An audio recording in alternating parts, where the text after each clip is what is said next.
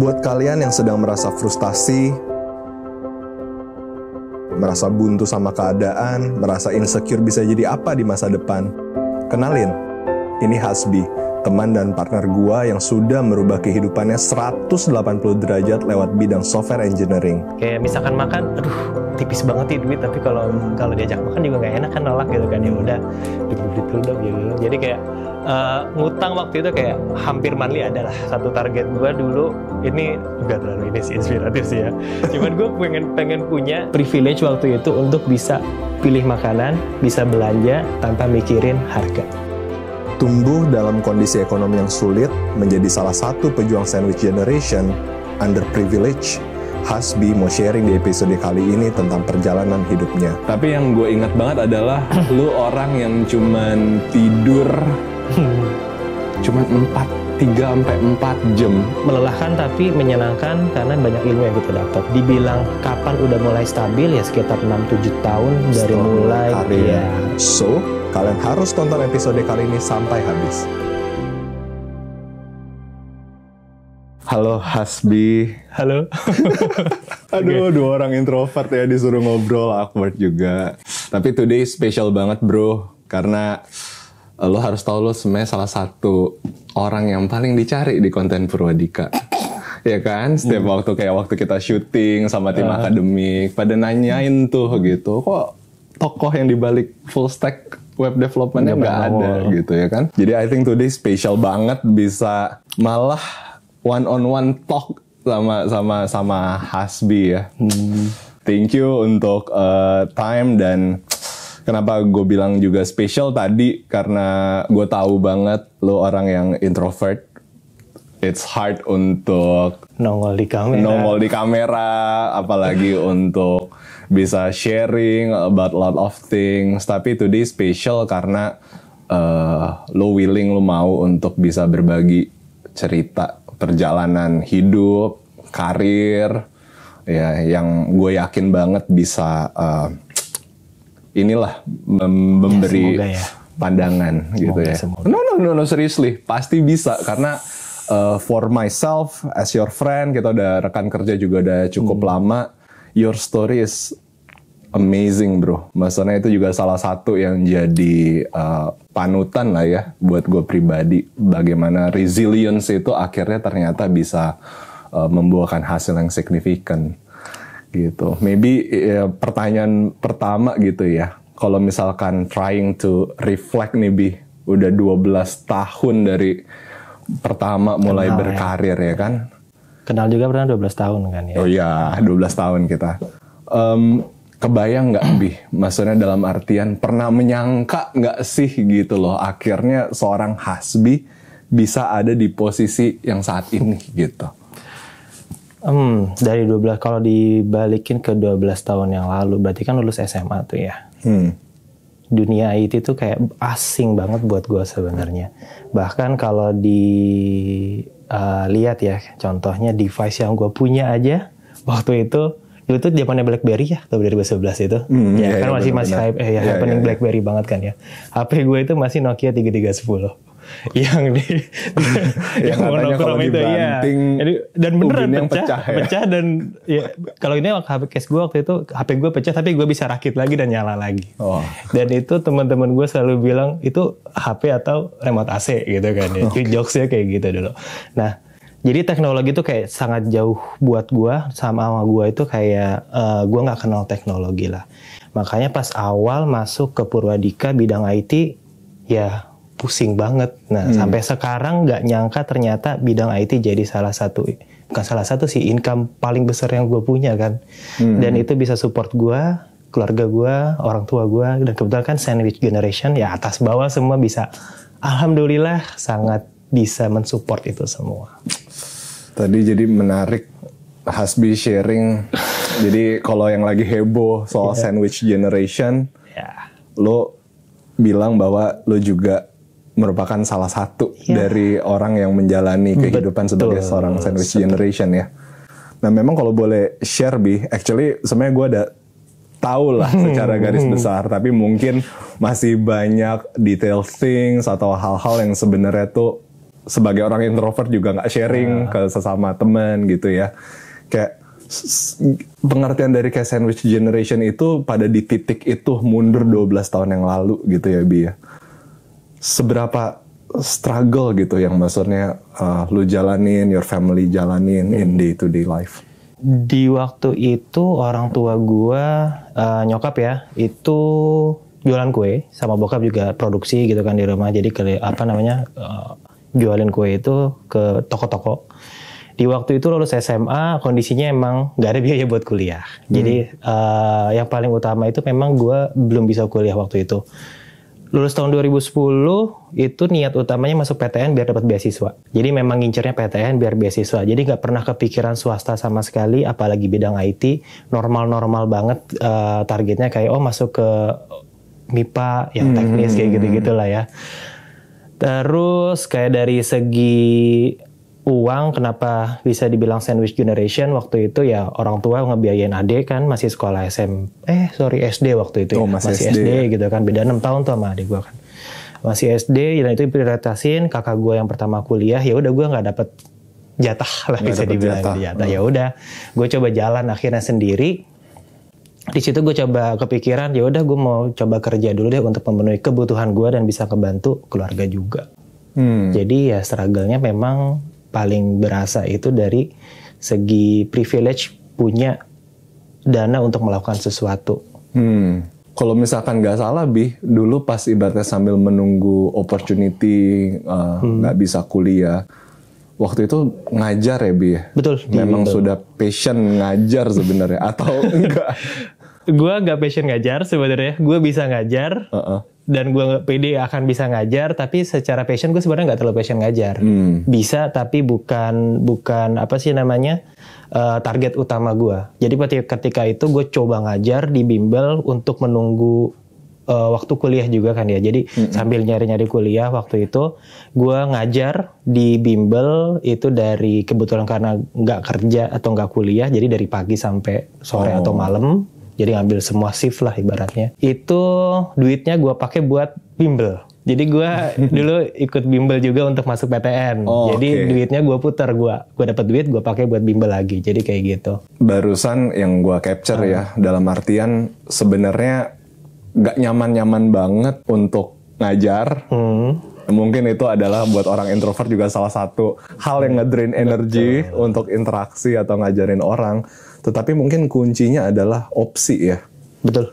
Ya kan, ibaratnya anything untuk survive.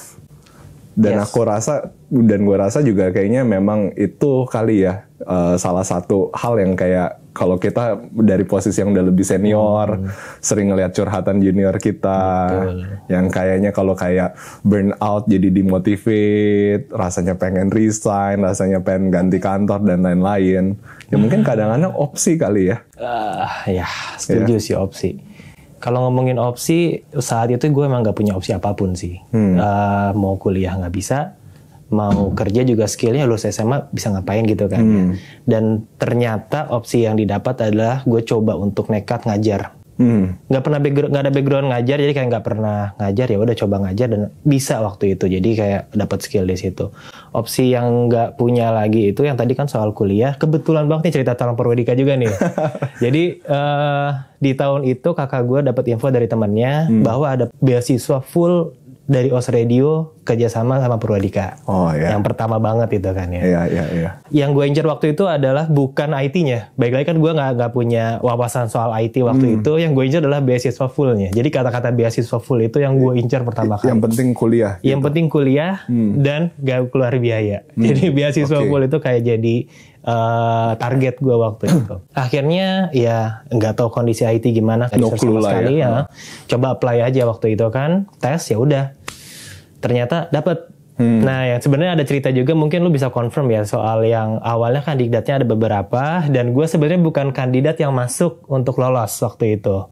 Siapa namanya waktu itu gue lupa deh ya. Pertama kan ya si Maga pasti kan ya. Itu kan, itu Maga teman kita ya, by the way dia juga udah engineer garis gila itu. Paling atas itu kan ya. Gue kandidat yang nggak masuk waktu itu sebenarnya kan. Cuman entah kenapa akhirnya gue dipanggil jadinya dapat. Jadi kayak kesempatan itu tiba-tiba datang aja ya. Jadi nggak sengaja dapet dan ya udah sampai sekarang kayak gini di bidang IT gitu. Tapi ada status story Bi yang menarik tadi pas udah kuliah awal-awal, gue inget banget dapet shocking news waktu itu. Ya kan kayak Hasbi mau resign dari kuliah, Hasbi mau berhenti kuliah. Kayak kaget kan, kayak kenapa gitu. Dan setelah diusut-usut gitu kayak ternyata bahkan udah kuliah scholarship tetap masih tough ya Bi waktu itu, bahkan untuk transport ke Kuningan waktu itu. Betul, kan ya. Ini sih banyak pertimbangan waktu itu. Selain memang soal biaya juga kan. By the way kan di Kuningan juga satu kayak makanan juga mahal, transportnya juga lumayan gitu kan ya waktu itu.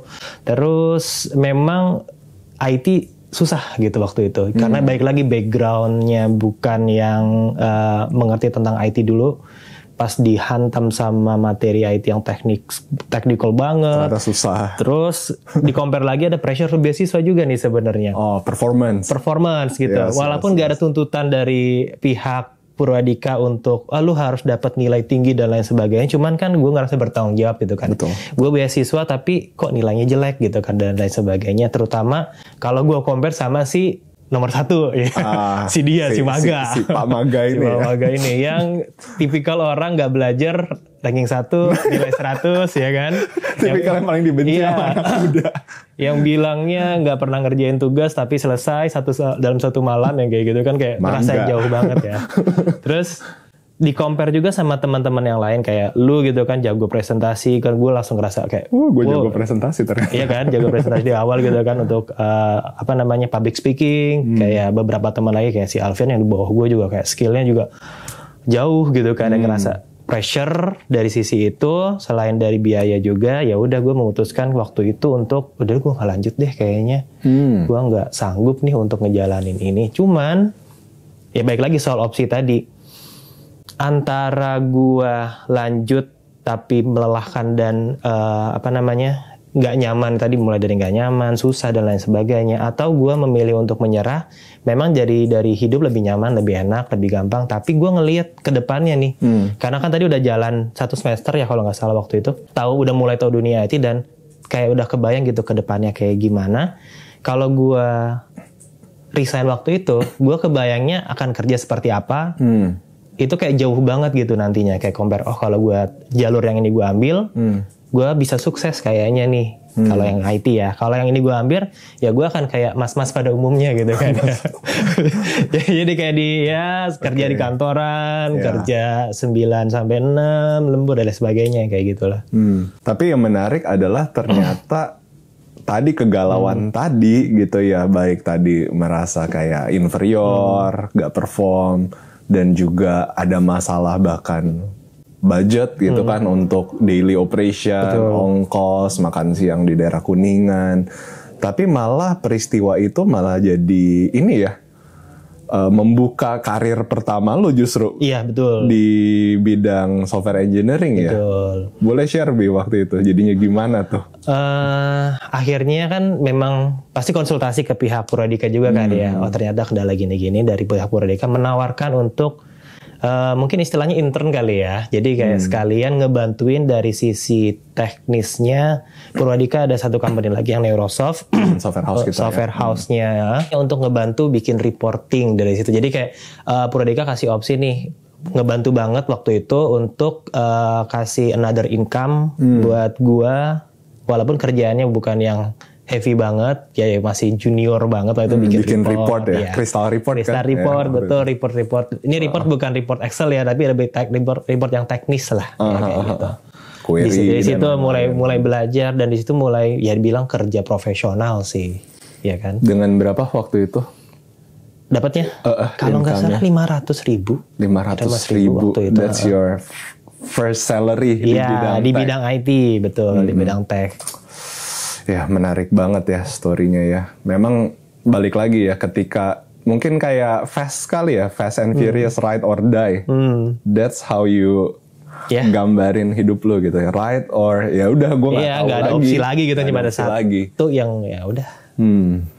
Jadi plus minus sudah berkarir akhirnya di bidang software engineers lah, di bidang development itu for 12 years ya sekarang ya. Ya kalau dihitung dari itu ya betul. Iya kan. Nah gimana Bi, kayak perjalanannya, kayak sekarang kan juga ya kita belum senior banget, jadi kan kayak sok keren kalau bijak, sok bijak kan. Tapi I think kayak kita ngelihat kan kayak sekarang nih di generasi sekarang itu banyak yang maunya tuh semua tuh serba instan kan. Instan ya. Kayak belum apa-apa kayak gue tuh harus dihargain segini gitu. Gue tuh udah bisa punya ya gitulah langsung mau semua tuh jadi cepet kaya, cepet sukses dan lain-lain. Tapi gimana Bi, ibaratnya kalau melihat perjalanan karir lo sendiri, apakah memang mungkin gitu instan atau enggak?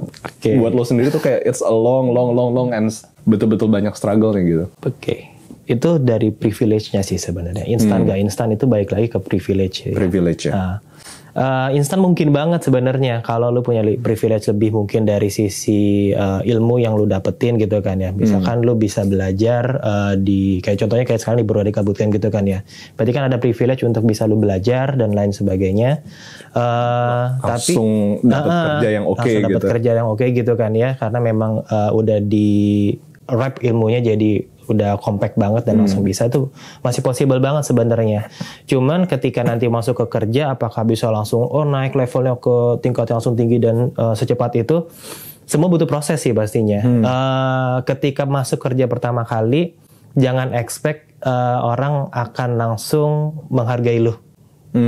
Itu basic banget sebenarnya sih. Iya. Ya kan? Karena ketika baru masuk di bidang itu, ya lu bukan apa-apa gitu kan ya. Pasti orang akan ngetes dulu skill lu sejauh mana, apakah lu bisa berkembang, apakah lu bisa ketika dihadapi kasus itu bisa menyelesaikannya. Jadi kayak cepat atau enggaknya tergantung dari dulunya juga nih, bisa adaptasi, bisa berkembang atau enggak dari pressure yang didapat di tempat kerja.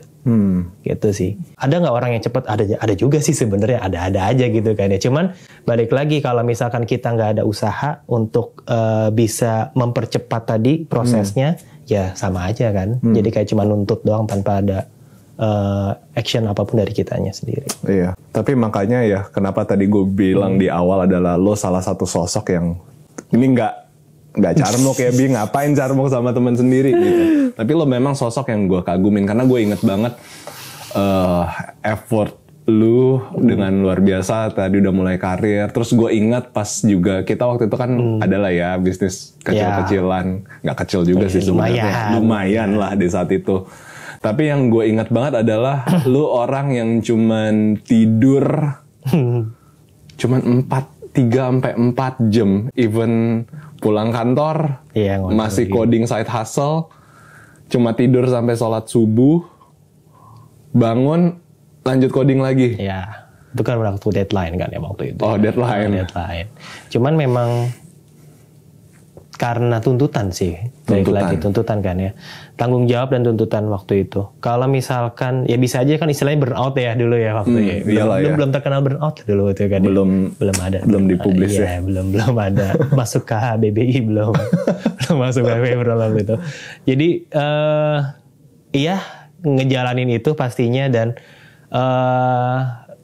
apakah menyenangkan? Kalau menurut gue menyenangkan waktu itu karena itu tuh proses belajar. Itu tuh proses belajar waktu itu. Malah coding sepanjang itu sampai kurang tidur itu proses yang menyenangkan. Proses yang menyenangkan waktu itu. jadi kan memang ada tuntutan, ya kan? Tuntutan karena ada klien terutama. Ya baik lagi soal opsi kan. Kita nggak punya opsi karena dikejar klien. Tapi di situ banyak banget belajar. Melelahkan tapi menyenangkan karena banyak ilmu yang kita dapat. Jadi walaupun lu tidur kurang, ya akhirnya dapat sesuatu kan, mulai dari income-nya jadi lebih, ilmunya juga nambah, ya kenapa nggak dijalani gitu kan. Nah sekarang masuk ke ini ya, ke personal nih, ya kan. Berapa lama tuh Bi? Maksudnya dalam artian kan kayak tadi lo sempat share bahwa ya lahir tidak dengan privilege.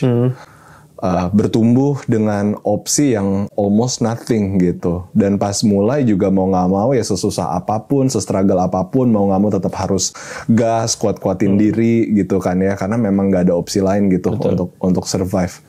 Dan berapa lama Bi perjalanan sampai lu bisa ngelihat momentum karir lu itu mulai bagus gitu, dan lu ngerasa kayak kehidupan lu secara financial, secara pribadi itu mulai membaik gitu?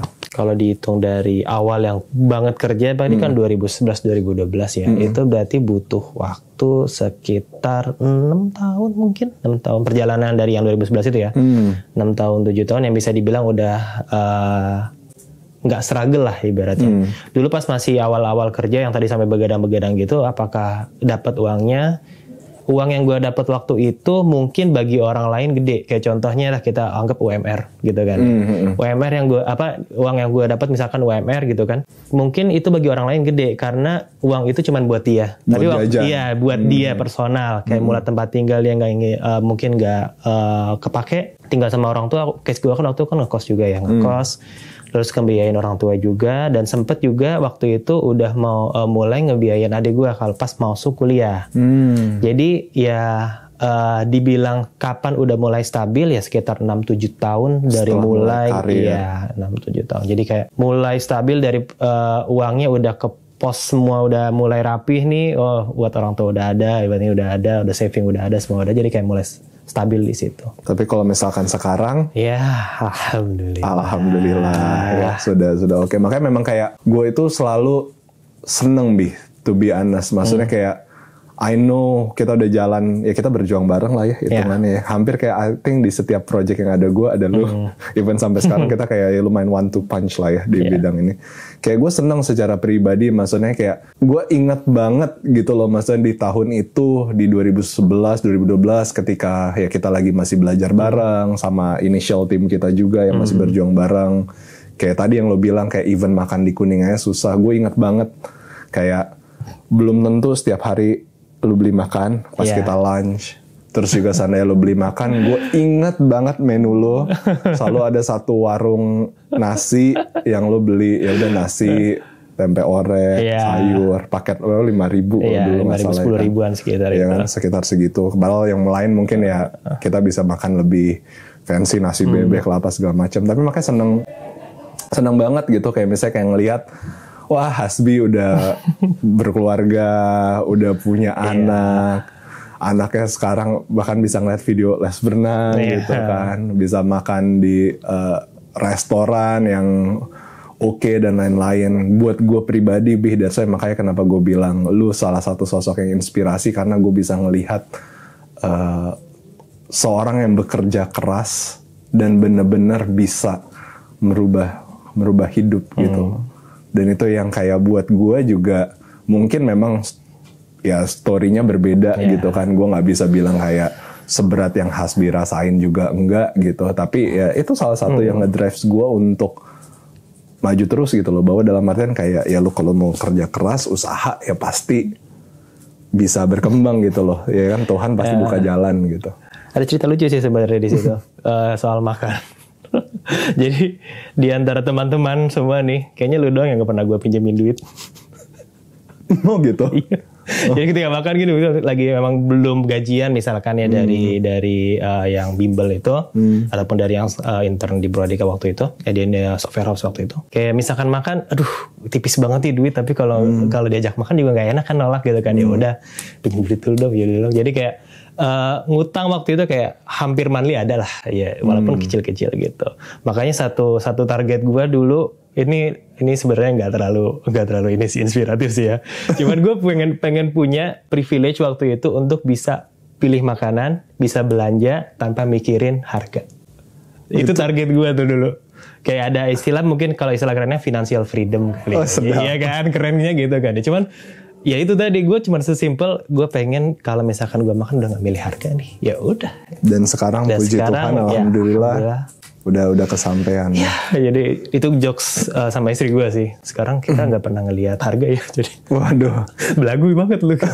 Ya nggak belagu sih, tapi memang makanya kadang-kadang it means hal sesimpel itu yang jadi drives ya. Bahwa gue harus keluar, gue nggak mau kayak gini terus dan I will fight for it. Nah yang menarik tadi dari keluarga. Sekarang ade lu juga bidang IT. Betul. Nah, apakah berarti secara nggak langsung seorang Hasbi di keluarga gitu sudah menjadi sebuah inspirasi juga dan role model, sehingga akhirnya adek lo yang tadi pas lo baru mulai dia masih SD, sekarang ibaratnya menekuni karir yang di bidang yang sama sama lo. Gimana tuh ceritanya? Awalnya dia pas masuk kuliah jadi kayak udah ada bayangan gitu ngeliat gue waktu itu udah berkarir, masih masa kuliah lagi kan ya di bidang IT. Dia jadi tanpa mikir ke opsi lain gitu langsung milih gue mau bidang IT aja deh. Karena mau jadi kayak Kak Hasbi. Iya betul, jadi kayak udah ngeliat kayaknya ini memang salah satu jalan yang akan bagus nanti ke depannya buat dia. Dan dia langsung ambil pilihan itu buat adik gue tadi. Oh, gue bisa bayangin sih, pasti kayak your parents, your family feel proud. Gue aja sebagai your friend tuh sangat proud sama journey lo. Dan jadi valid gak Bih? Mungkin kalau misalkan satu statement yang bisa kayak menggambarkan hidup lo gitu ya, bahwa betul-betul ternyata berkarir di bidang teknologi itu sudah membawa lo dan membantu lo untuk keluar dari mungkin secara stigma ekonomi itu dibilang garis kemiskinan. What do you think? Betul banget sih, yang tadi gue bilang di awalnya gue nggak tahu bahwa IT itu kayak gimana bidangnya dan kedepannya gimana. Dan setelah dijalanin, ya bener, IT itu memang salah satu bidang dengan potensi lu bisa berkarir di situ dengan bagus, bisa meningkatkan taraf hidup lu, bisa merubah hidup lu. Jadi merubah hidup pas merubah hidup lu. Di situ pas realize itu waktu itu yang semester 1 itu kayak udah mulai struggle dan udah mulai nge-breakdown dan kayak udah mikir berhari-hari, berminggu-minggu, oke deh coba jalanin karena ngelihat potensinya tadi walaupun berat, gue coba jalanin deh. Jadi betul bahwa ternyata software engineers ini sudah merubah hidup seorang Hasbi. Betul. Dulu beberapa tahun lalu punya target sederhana tapi yet powerful loh itu ya kan. Kayak gue nggak mau tuh kayak makan harus kayak mikir, struggle, masih harus dibantu orang gitu. Gue pengen bisa belanja lah maksudnya kan. Nah sekarang kan tadi udah ke-achieve. Rumor-rumor bahkan katanya Sultan Tanah Ciledug. Enggak. Bercanda doang gitu. Bercanda doang. Nah tetapi kayak apakah sekarang ada goals gitu loh yang kayak maybe ya lo berharap untuk bisa achieve, what drives you gitu right now untuk your career growth, personal growth beberapa tahun dari sekarang? Susah pertanyaannya ya. Jadi gue itu punya target bisa bukan pensiun ya, menjalani hidup ketika tua itu dengan santai. Itu target gue sekarang. Berarti gue ketika punya target itu gue harus punya persiapan lebih. Mulai dari apakah ada dana pensiun dan lain sebagainya. Apakah mau memulai bisnis nantinya dan sebagainya. Jadi target gue sekarang adalah bagaimana gue bisa hidup lebih santai nantinya. Karena udah kayak ngejalanin hidup selama bertahun-tahun under pressure dengan kerja yang seperti itu tadi, kayak gue mau waktu istirahat gue tuh di waktu tua nanti sama keluarga. Target gue itu sekarang. Jadi gimana caranya benar mempersiapkan diri secara financial dan lain untuk bisa punya masa pensiun yang santai. Ngelihat anak main cucu, sama cucu gitu. Tapi lo yakin itu pasti achievable lah ya? Achievable insya Allah lah ya. Iya. Selama kita mau kerja keras, selama kita mau usaha, niat baik pasti selalu mumpung ada. Umurnya juga masih segini kan ya. Kita umur masih bisa 30 aja. Masih muda. Gila berarti dari 18 tahun Bi. Betul. Mulai masih remaja ya. Karir ya. Udah menanggung beban segede itu tapi tetap gas terus ya. Betul, makanya pengen ya masa tua lebih santai lah ya. Nikmatinya di tua aja. Ya makanya secara personal kembali lagi thank you. Gue bisa merasakan banget banyak tadi inspirasi dari perjalanan lo secara pribadi dan tentunya professional effort dan apa ya, memang kontribusi yang lo berikan untuk society dan khususnya gue secara personal dan karir gue juga gede banget. I think gue bisa ngomong dan mengakui bahwa gue pun bisa berada di posisi sekarang ini itu karena selalu ada Hasbi di setiap karir, iya kan, selalu Bi dari zaman kita sampai sekarang. Aduh, I think kita udah ngobrol banyak banget. Thank you udah sharing ceritanya. berhentiin aja kali ya. Lanjut nanti takutnya guanya ikut nangis.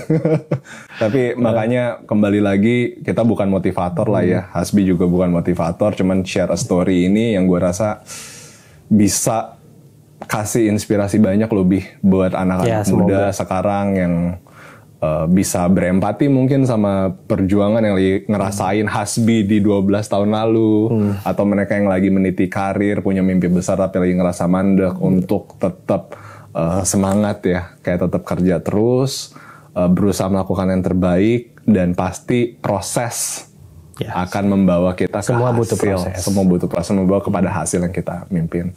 Thank you once again my bro. Siap. Thank you juga my untuk prayer untuk lu, semoga tadi pensiun bisa slow living. Bisa slow living, bisa terjadi. I think that's all. Yeah. Thank you guys.